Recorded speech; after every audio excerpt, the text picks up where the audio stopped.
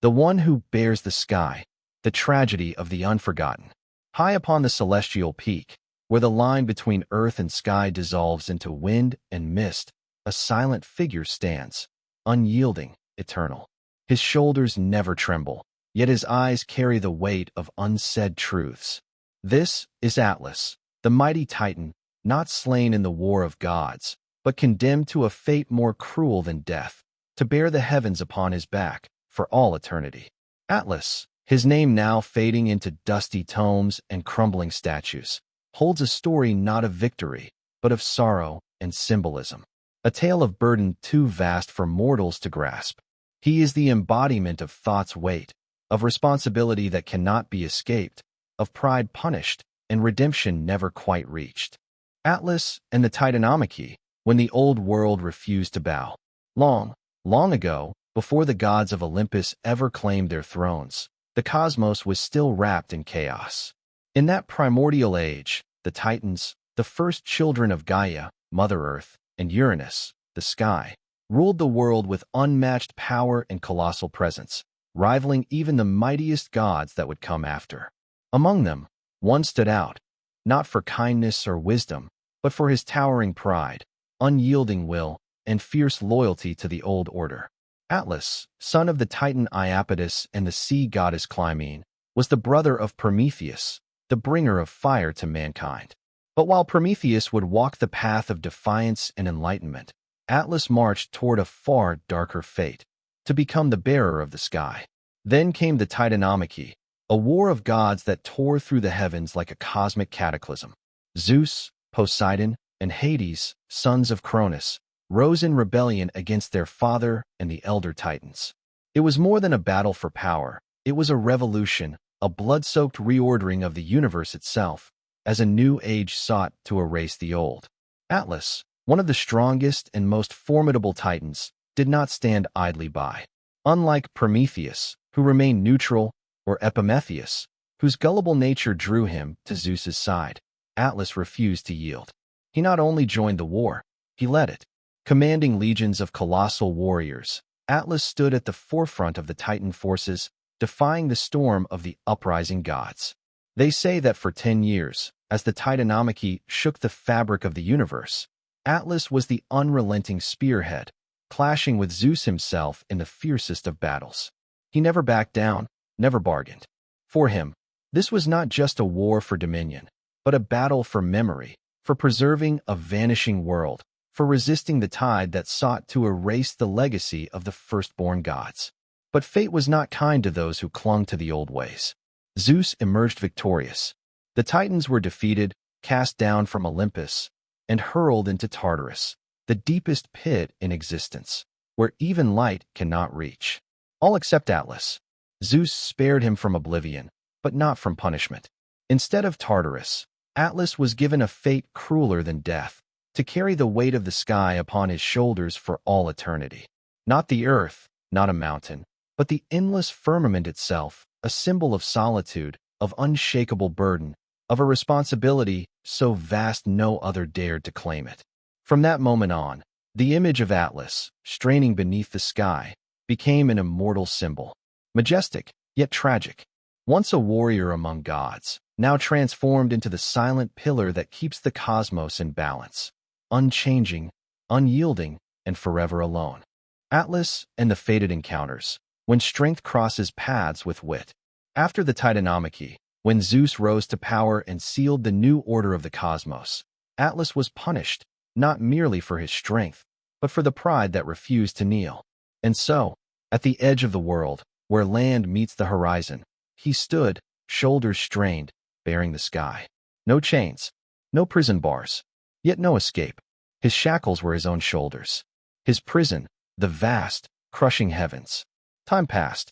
The gods reigned on Olympus. Mortal heroes began to carve their names into myth. And among them, two of the greatest in Greek lore, Perseus and Heracles, found their paths crossing with Atlas. The encounter with Perseus, when pride meets the gaze of stone. Perseus, son of Zeus, having slain the Gorgon Medusa whose gaze could turn all to stone, was returning home when he encountered Atlas. In some versions of the tale, Perseus came upon the land where Atlas endured his eternal punishment and asked for a place to rest. But Atlas, still proud despite his torment, had no warmth for a son of Zeus. He denied the hero, offended and resolute. Perseus reached into his satchel and drew the head of Medusa. Just one glance, and the Titan who once held up the heavens was turned to stone. Thus the mighty bearer of the sky, the proud warrior of the old age, became the great mountain range we now call the Atlas Mountains in North Africa. A punishment made eternal, a symbol of greatness frozen in silence. But that is only one version. Another tale, more cunning, more human, awaits. Heracles and the trick of the sky, when burdens weigh more than flesh.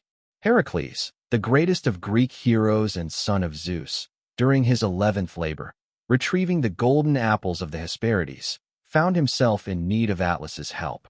For only Atlas, father of the Hesperides, could enter the sacred garden guarded by the dragon laden under Hera's command. Though bound by punishment, Atlas was still a Titan and a father. When Heracles came to him, Atlas agreed to help, under one condition. Heracles must bear the sky in his place while he fetched the apples. With no other choice, Heracles accepted. The hero, with unmatched strength, stood at the edge of the world and lifted the heavens. Atlas, freed for the first time in millennia, stretched his limbs and walked the earth once more. Upon his return, golden apples in hand, Atlas tasted freedom and liked it. Smiling slyly, he told Heracles, "I'll deliver the apples for you. You just stay here and keep holding the sky." But Heracles, strong in mind as well as muscle, nodded and replied, "Very well. But could you take the sky just for a moment while I pad my shoulders?" Atlas agreed. And the moment he took back the heavens, Heracles picked up the apples and walked away. In that instant, the sky returned to its rightful bearer. This tale is more than a clever myth. It's a vivid reminder that wit can outmatch strength, that no matter how powerful, one can always be undone by a clever mind. The symbol of Atlas, when burden becomes a philosophy of being. The tale of Atlas doesn't end with a proud Titan turned to stone, nor with a giant outwitted by Heracles. Over centuries, the image of the mighty figure bearing the sky upon his shoulders has transcended myth, becoming an eternal symbol in philosophy, art, and modern life. Atlas, the embodiment of absolute responsibility. Unlike Prometheus, who stole fire, or Sisyphus, who endlessly pushed his stone, Atlas carries his weight with a solemn, silent dignity. He does not cry out. He does not resist. He simply endures. No one forces him to suffer, yet he accepts the burden. It is the consequence of his choice to stand with the Titans against Olympus. And from that moment, responsibility clung to him like a shadow. In today's world, Atlas has become a symbol for those who carry the weight of their own private worlds. Fathers, leaders, dreamers striving to save someone or something dear. They cannot stop, because if they let go, everything might fall apart. Author Ayn Rand, in her novel Atlas Shrugged, once wrote, "When you see that you must carry the world on your shoulders, stop and ask yourself, why?" It is not a cry of despair, but a reminder. One must question the weight they carry, especially if it was never theirs to bear. The weight of knowledge, Atlas in intellectual thought. Since the Middle Ages, depictions of Atlas have shifted. No longer just a god, he is shown as a philosopher, bowed beneath a globe, symbolizing the burden of human knowledge.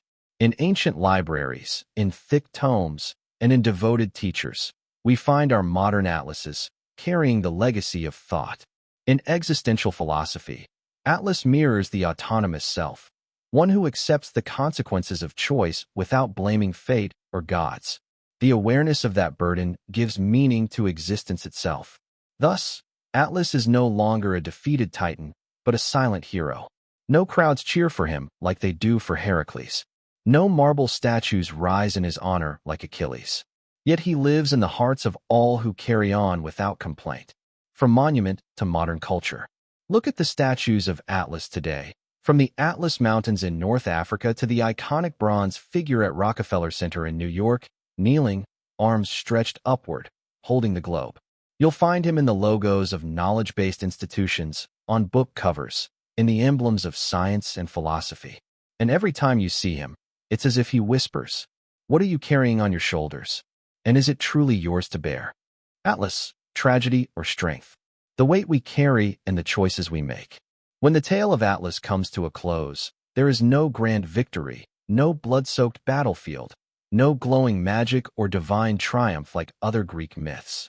There is only a silent giant, bowed beneath the sky, his stillness louder than Zeus's thunder. Atlas does not scream. He does not curse the gods. He does not beg or resist. What he holds is quiet dignity, an inner strength that transcends myth. And in that strength, he ceases to be just a figure of legend and becomes a reflection of us all. Atlas in the modern age. In today's world, each of us is, in some way, an Atlas. We carry invisible burdens, family responsibilities, societal expectations, academic pressures, career struggles, or simply the quiet fear of failure no one else sees. We walk, smile, work as if nothing is wrong. But inside, there's a weight pressing down, just as Atlas bears the sky, though no one sees the ground beneath his feet. What defines us is not the burden itself, but how we choose to face it. Like Atlas, you can lift your head, accept it without complaint, and keep moving forward.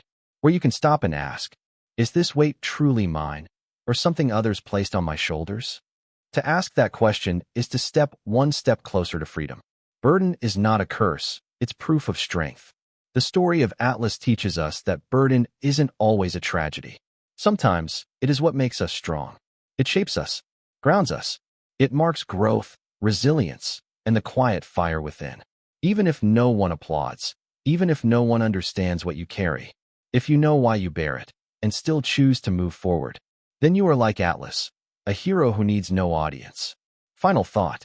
Atlas needs no title. He slays no monsters, claims no victories. And yet, the cosmos moves because he bears what no one else dares to carry. Are you an Atlas in your own world? And more importantly, are you ready to let go of the weight that no longer belongs to you? If your answer is yes, then congratulations. You've stepped out of myth and into the story of your own becoming.